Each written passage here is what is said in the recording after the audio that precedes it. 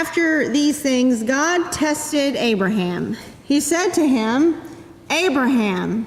And he said, "Here I am." He said, "Take your son, your only son, Isaac, whom you love, and go to the land of Moriah, and offer him there as a burnt offering on one of the mountains that I shall show you."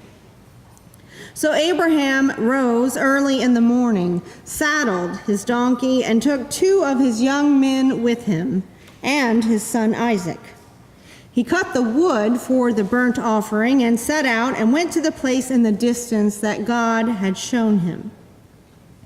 On the 3rd day, Abraham looked up and saw the place far away. Then Abraham said to his young men, "Stay here with the donkey. The boy and I will go over there. We will worship, and then we will come back to you." Abraham took the wood of the burnt offering and laid it on his son Isaac, and he himself carried the fire and the knife. So the 2 of them walked on together. Isaac said to his father Abraham, "Father," and he said, "Here I am, my son." He said, "The fire and the wood are here, but where is the lamb for the burnt offering?" Abraham said, "God himself will provide the lamb for the burnt offering, my son." So the 2 of them walked on together. When they came to the place that God had shown him, Abraham built an altar there and laid the wood in order. He bound his son Isaac and laid him on the altar on top of the wood. Then Abraham reached out his hand and took the knife to kill his son. But the angel of the Lord called to him from heaven and said, "Abraham, Abraham." And he said, "Here I am." "Do not lay your hand on the boy or do anything to him. For now I know that you fear God, since you have not withheld your son, your only son, from me." And Abraham looked up and saw a ram caught in a thicket by its horns. Abraham went and took the ram and offered it as a burnt offering instead of his son. So Abraham called the place, "The Lord will provide." As it is said to this day, "On the mount of the Lord it shall be provided." The angel of the Lord called to Abraham a second time from heaven and said, "By myself I have sworn, says the Lord, because you have done this and have not withheld your son, your only son, I will indeed bless you. And I will make your offspring as numerous as the stars of heaven and as the sand that is on the seashore. And your offspring shall possess the gate of their enemies. And by your offspring shall all the nations of the earth gain blessing for themselves, because you have obeyed my voice." The word of the Lord. So when I first read the Old Testament reading for today, my gut said, don't touch that reading with a 10-foot pole. The tale of the sacrifice of Isaac did not seem like good news at all. It seemed more like a sordid tale of divinely ordained child abuse. And Monday and Tuesday I did pretty well, not touching it. It was in the back of my mind, of course, but I had already decided that I was going to preach on the Gospel of Matthew or maybe even Romans, anything but this. I reasoned in my mind that you had heard a sermon on Genesis the last 2 weeks, so it would be good to have a change of pace. And I went about my regular routine of sermon prep, prayer, contemplation, and research, leaving Genesis out. Then I went to breakfast Bible study on Wednesday morning and had a good gut check. We did everything we could to avoid talking about the sacrifice of Isaac. Then we struggled with it a little bit. Then we tried to reason with it and make sense of it before we return to our first strategy, avoiding it. Whenever we try really hard to avoid talking about a particular text, it makes these sirens go off in my head. Plumb the depths, there's got to be something here. Sometimes I really hate those sirens, especially if they occur on a Wednesday. I think it's good to be upfront, so I'll just put it out there that this text is a difficult text. After these things, God tested Abraham. He said to him, "Abraham," and he said, "Here I am." He said, "Take your son, your only son Isaac, whom you love, and go to the land of Moriah and offer him there as a burnt offering on one of the mountains that I shall show you." Hard text. Gut check. What kind of God is this? Can we believe in a God that tests us by asking us to sacrifice our children? Even if the demand is taken away at the last second, like it is in this passage, isn't the damage already done? Hasn't Isaac already lost trust in his father and his dad? Hasn't Abraham's idea of a God who makes good on promises without adding extra details to them later already been destroyed? Hasn't the boy, whose very name means laughter, already been silenced? How could he possibly laugh again after this? Hasn't the goodness of God already been questioned? It's only chapter 22 of the very first book in our sacred story, and we're confronted with a God whose demands make our stomachs churn. Is this really what God requires? Complete, unquestioning obedience. During the time when this story was written, sacrifice of firsts was fairly common in many ancient religious traditions. First harvests were more meaningful than sacrifices given mid-season. First calves were more extravagant gifts to gods than any old calf from the herd. And likewise, firstborn children carried special significance.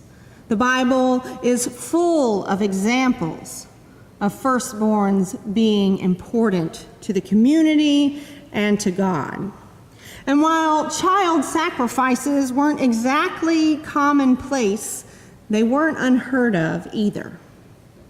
Many ancient cultures and religions believed that innocent, undefiled sacrifices of plants, animals, and people were a way to pay great homage to the gods. Most believed that such sacrifices would be rewarded with good fortune.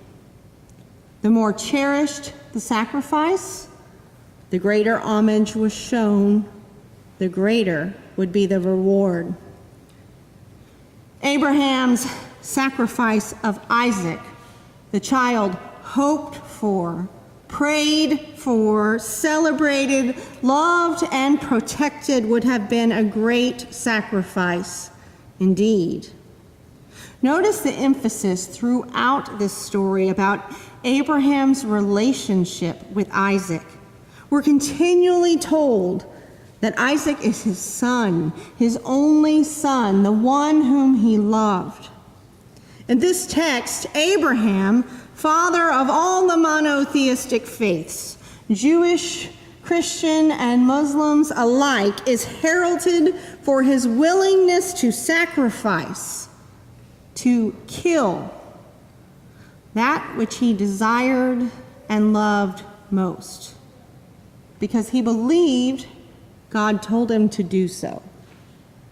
For his willingness to be obedient without question.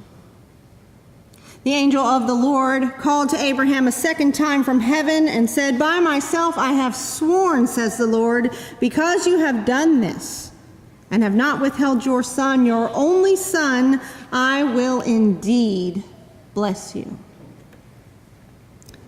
Now, I don't know about you, but I feel only slightly more comfortable with this text, knowing its historical setting. Mostly, I still have a pit in my stomach.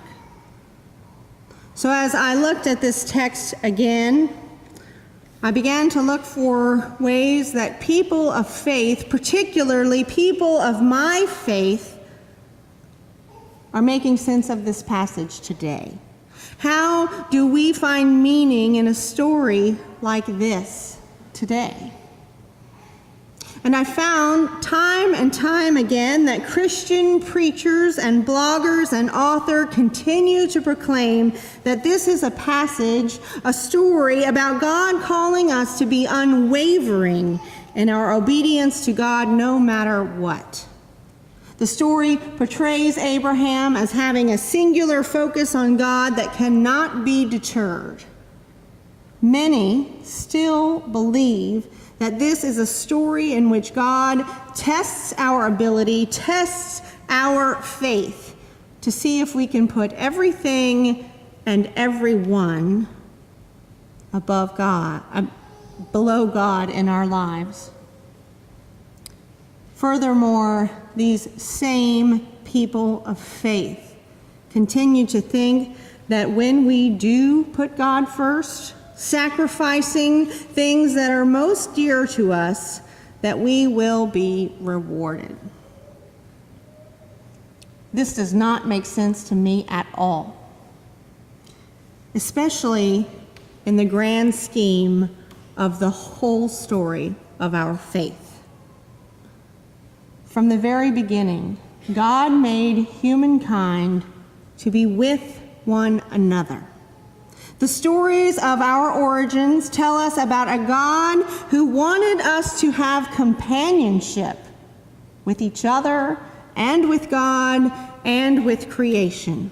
In story after story after story, in both the Old Testament and the New Testament, God does not want us to be alone in our focus or in our devotion.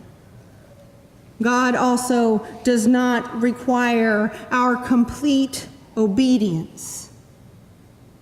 God continues to be in relationship with Adam and Eve even after they have disobeyed. God clothes them. God cares for them. God continues to be in relationship with Abraham and Sarah even after they lack trust and try and twist and turn God's promises and make them happen. God continues to be in relationship with us even after we refuse to obey God's commandments and we refuse to accept God's own Son. Throughout our entire story, God calls God's disobedient people back to God time and time again, especially after we disobey. In this passage, God calls to Abraham yet again. God says to him, "Abraham." In Hebrew, he answers, "Hineni." Here I am.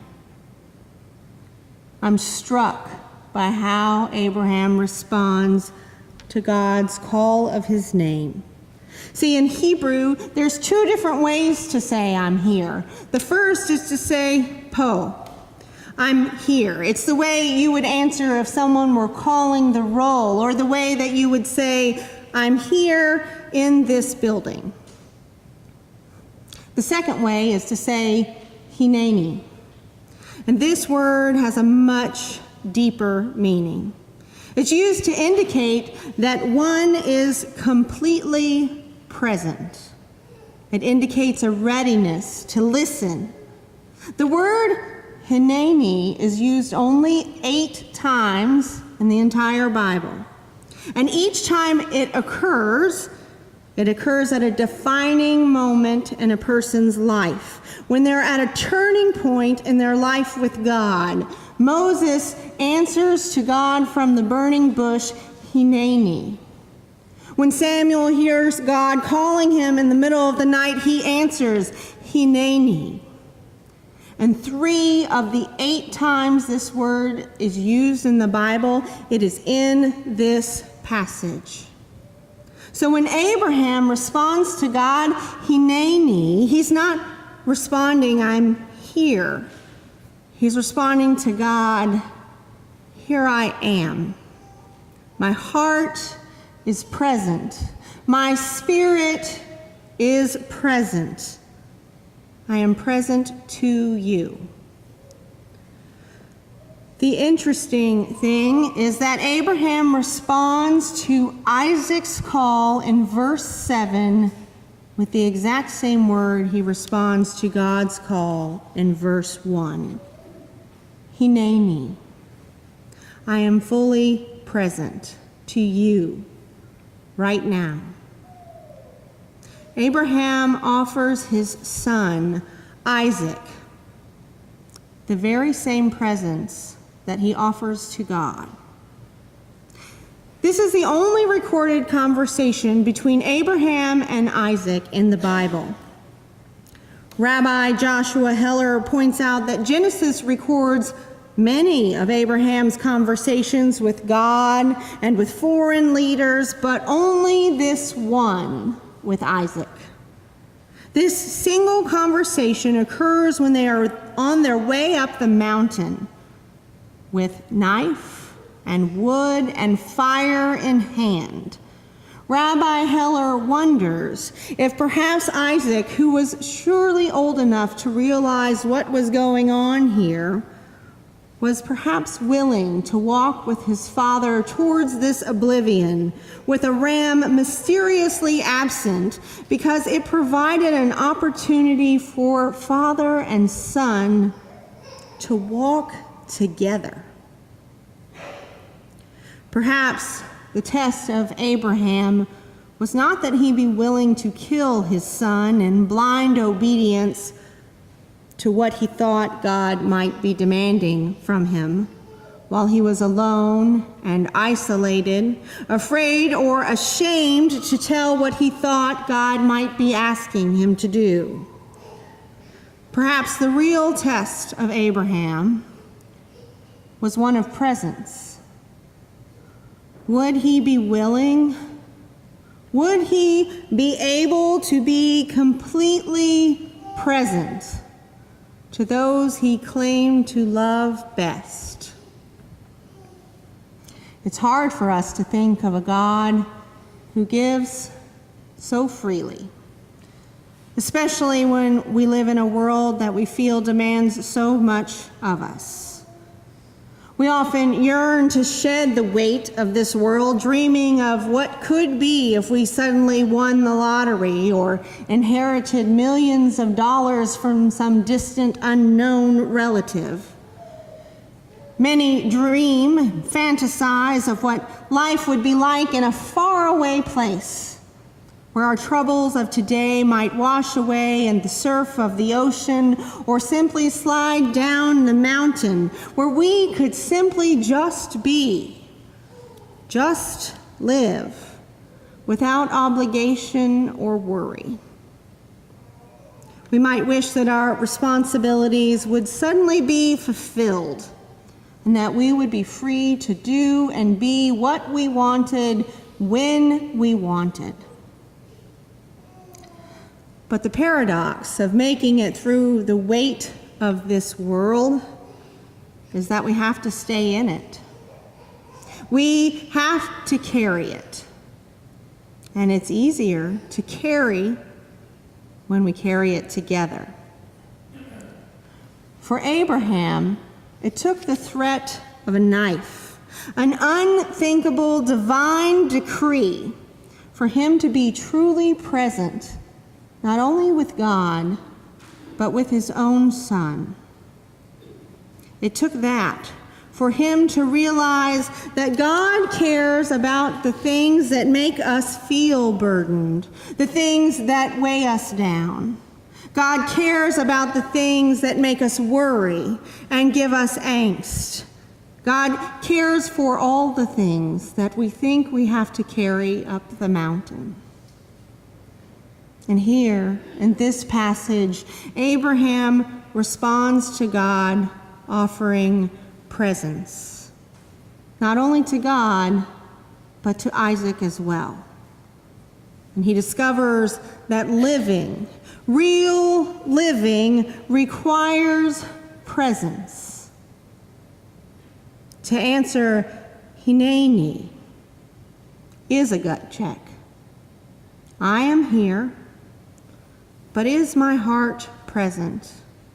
Is my spirit present? And when the answer is yes, that can be good news. For that is the one true living sacrifice that we can all make. Amen.